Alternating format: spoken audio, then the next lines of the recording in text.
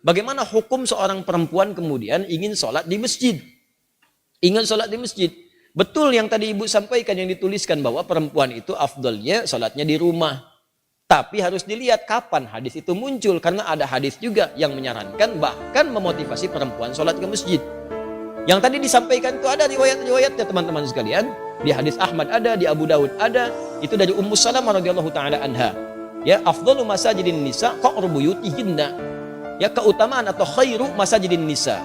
Masjidnya perempuan itu yang terbaik itu qa'ru buyutihinna, di tengah-tengah rumahnya, di dalam ruangan rumahnya. Bahkan di hadis lain, di kamar itu lebih bagus. Ya, kemudian daripada di ruang tengah. Ruang tengah lebih bagus daripada di depan rumah. Artinya semakin ke dalam, semakin di rumah, itulah masjid terbaik bagi perempuan.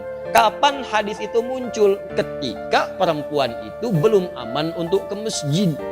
Awal-awal dibangun masjid di Madinah, baik itu masjid Nabi yang kedua dibangun setelah Quba, kemudian orang-orang pada ke masjid, maka terjadilah 3 sifat yang jika ada 3 sifat ini perempuan dianjurkan di rumah. Dan nilainya sama dengan laki-laki ke masjid. Apa 3 sifat ini? Pertama, ada kewajiban yang berlaku bagi perempuan di dalam rumahnya. Sehingga prioritas dia di rumah bukan ke masjid. Misal, dia baru punya anak yang diberikan ASI atau anak yang harus dirawat, yang kalau dibawa ke masjid justru bisa memberikan gangguan kepada orang sholat yang lain dan bisa mengurangi rasa khusyuk. Rewelnya, belum disiapkannya, belum dikondisikan. Orang-orang dulu ngajak anak ke masjid itu sebelum berlangsung sholat sudah diperkenalkan dengan masjid. Misal sholat zuhur sekarang misalnya jam 12 kurang 10. Maka Anda jam 11 datang, jam 10 kenalkan masjid, lihatin ini tempat untuk khutbahnya, ini mimbarnya, ini saf-saf sholatnya, ini sholat seperti ini. Lihatin, kalau anak-anak itu wajar, memang anak-anak wajar. Kalau jalan, kalau lari, kalau macam-macam, biarkan dulu aja masuk dia, biarkan masuk. Lari-lari di masjid lewat sana sini, setelah dia mulai agak nyaman, baru sampaikan, ini rumah Allah. Allah yang sayang pada papa, yang memberikan rezeki, memberikan kau main-mainan, membuat kita nyaman hidup. Allah itu sayang. Rumah Allah beda dengan rumah kita. Masuknya kaki kanan. Ucapkan ini. Kalau kakak ucapkan ini, nanti tobotnya bisa ditambah. Masuk, ucapkan, masukkan kaki kanan, berangkat rapi dia. Begitu sudah mulai agak baik, ajaklah kemudian dalam sholat berjamaah, rapi dia. Dalam sholat dia rapi, setelah sholat lari, biarkan aja namanya anak-anak. Yang repot itu kalau ada orang tua kekanak-kanakan, habis sholat lari-larian. Itu yang repot. Kakek-kakek habis sholat main prosotan di situ, baru kita repot di situ. Kalau anak-anak ya biarkan aja namanya anak-anak. Naik ke punggung biarkan, Anda sholat sunnah dia naik biarkan, nggak apa-apa, nggak usah repot dengan itu. Ini orang tua sekarang repotnya, mohon maaf di rumah disuruh ke masjidnya bukan untuk sholat, malah disuruh main. Kalian ini rame aja di rumah, main sana ke masjid, ya main dia di masjid. Jelas ya? Maka itu poin untuk pentingnya. Maka yang pertama, kalau ada tugas perempuan di dalam rumah, memang hanya perempuan yang bisa mengatasi, maka yang afdol itu di rumah, jangan paksakan ke masjid. Suami dorong ke masjid, anak laki-lakinya dorong ke masjid. Dorong ke masjid, investasikan. Ayo nak ke masjid, dorong. Antum yang perempuan di rumah. Itu afdolnya. Yang kedua, jika kemudian di jalan itu belum aman dari fitnah. Ini terjadi di zaman Nabi, awal-awal dibangun Masjid Nabawi itu, bahkan jangankan ke masjid, malam-malam itu suka buang hajat, tidak ada toilet. Yang ada itu kebun-kebun, di kebun-kebun kurma macam-macam. Perempuan-perempuan juga demikian. Begitu keluar sering diganggu oleh preman-preman Madinah. Awal-awal di Madinah itu ada preman. Ada, kemudian tobat. Tapi kalau ada preman sekarang telat. Kalau nggak tobat keterlaluan.